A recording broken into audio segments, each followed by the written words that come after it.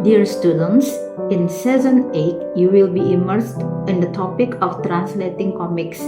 In this season, we will practice how to translate comics from English to Indonesian. You will focus on 3 key aspects of translating comics. Understanding comics.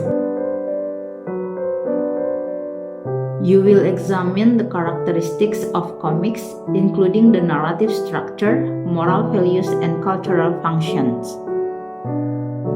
You will compare original and translated versions of comics, evaluating the strategies used and providing critical responses to the translation choices.